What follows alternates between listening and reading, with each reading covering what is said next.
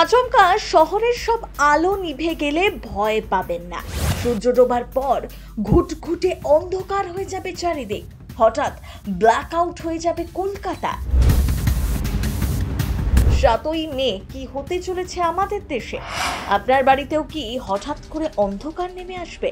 আমাদের রাজ্যে কোন কোন এলাকায় এমন ঘটনা ঘটবে? হঠাৎ কোনো যদি সাইরেনের শব্দ পান, আতঙ্কিত হওয়ার দরকার নেই, যা হবে কেন্দ্রীয় সরকারের নির্দেশে। আচ্ছা, আপনি কি জানেন এই মক ড্রিল আসলে কি? আমাদের দেশে শেষ কবে এমনটা কি কারণে হয়েছিল? তবে কি যুদ্ধের দামামা বেজেই গেল? পাকিস্তান যদি হামলা করে কিভাবে আত্মরক্ষা হবে? সূর্য ডোবার পরেই চারদিক হয়ে যাবে অন্ধকার। হঠাৎ করেই নিভে যাবে শহরের সমস্ত আলো, বেজে উঠবে সাইরেন। বুধবার এমনই এক অদ্ভুত ঘটনার সাক্ষী হতে চলেছে আমাদের দেশ। কেন্দ্রীয় সরকার ঘোষণা করেছে 7ই মে দেশে মক ড্রিল হবে। আপনি কি জানেন এই মক ড্রিলের অর্থ? এর আগে কখনো এই শব্দটা তো শুনেছেন কি? কখন হয় মক ড্রিল? শোনা যাচ্ছে এই মক ড্রিলের কারণেই নাকি হঠাৎ করে আঁধার নেমে আসবে দেশে। কিন্তু হঠাৎ কেন এমন সিদ্ধান্ত নিল ভারত সরকার? ঠিক কি হতে চলেছে? আমার আপনার সবার এলাকায় কি অন্ধকার হয়ে যাবে? পুরো বিষয়টি ভালো করে জানতে স্কিপ না করে ভিডিওটি দেখুন, না হলে বিপদে পড়তে পারেন। পেহেলগাঁও কাণ্ড নাড়িয়ে দিয়েছে গোটা দেশকে। ভারতের কাছ থেকেও শক্তিশালী প্রতিক্রিয়ার অপেক্ষায় বিশ্ব। ভারতও প্রস্তুতি নিচ্ছে দফায় দফায়। বৈঠক করছেন প্রধানমন্ত্রী নরেন্দ্র মোদী। এই পরিস্থিতিতে মক ড্রিল ভীষণ তাৎপর্যপূর্ণ বলে মনে করা হচ্ছে। সাধারণ নাগরিকদের নিয়ে 7ই মে মক ড্রিলের জন্য রাজ্যকে নির্দেশ দিয়েছে কেন্দ্র। বিশেষ বিশেষ কারখানাকে, সংস্থাকে ক্যামোফ্লেজের আওতায় রাখার কথা বলা হয়েছে। দেশ জুড়ে 244 জেলায় সাধারণ নাগরিকদের নিয়ে মক ড্রিল হবে, এমনটাই সূত্রে খবর। এর মধ্যে রাজ্যেরও বেশ কিছু জেলা থাকবে। রাজ্য প্রশাসন পুরো বিষয়টি দেখবে।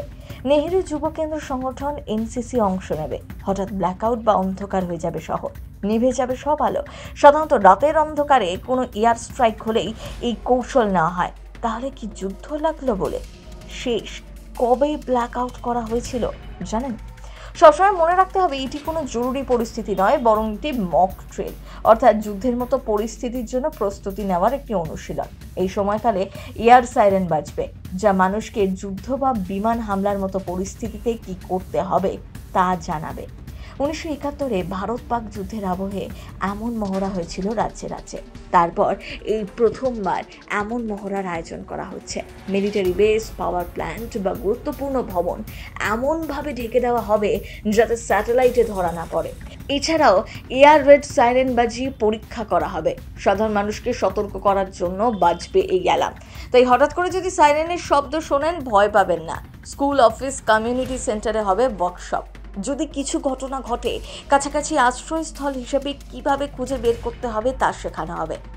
মাথা ঠান্ডা রেখে কাজ করা, প্রাথমিক চিকিৎসা করাও শেখানো হবে।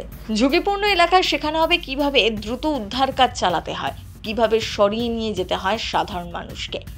রবিবার অবশ্য একজোট মহড়া হয়ে গিয়েছে।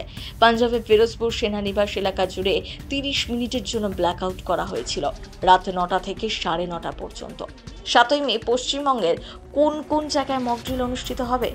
স্বরাষ্ট্র মন্ত্রকের প্রকাশিত তালিকা অনুযায়ী বাংলার 30 এলাকায় আগামীকাল চলবে এই মহড়া।